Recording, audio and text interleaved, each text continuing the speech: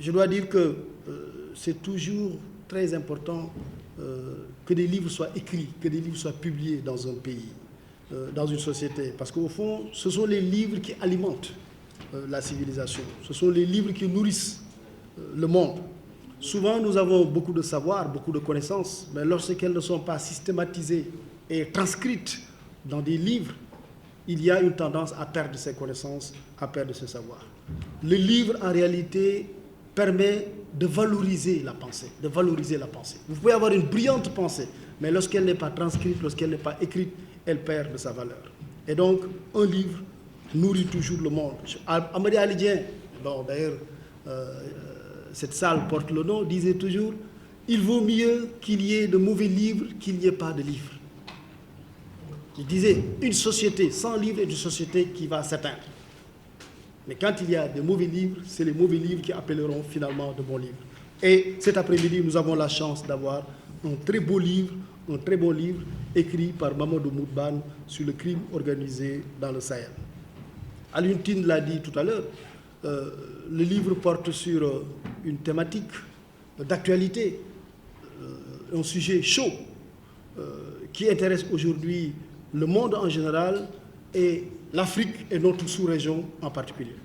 Aujourd'hui, l'équation numéro 1 ou numéro 1 à laquelle sont confrontées les sociétés de l'Afrique de l'Ouest, les pays de l'Afrique de l'Ouest, c'est le problème de la lutte contre le terrorisme.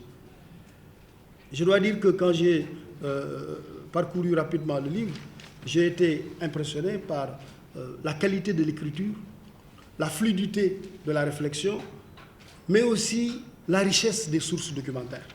Quand on lit le livre, on a l'impression que c'est une thèse d'ailleurs. Tout est sourcé, l'auteur ne se hasarde pas à des généralités, l'auteur ne livre pas simplement des pétitions de principe, mais l'auteur est dans la démonstration. Quand il avance des choses, il est préoccupé par l'idée de bien démontrer les choses. Et tout est sourcé, d'où d'ailleurs l'abondance des notes de bas de page.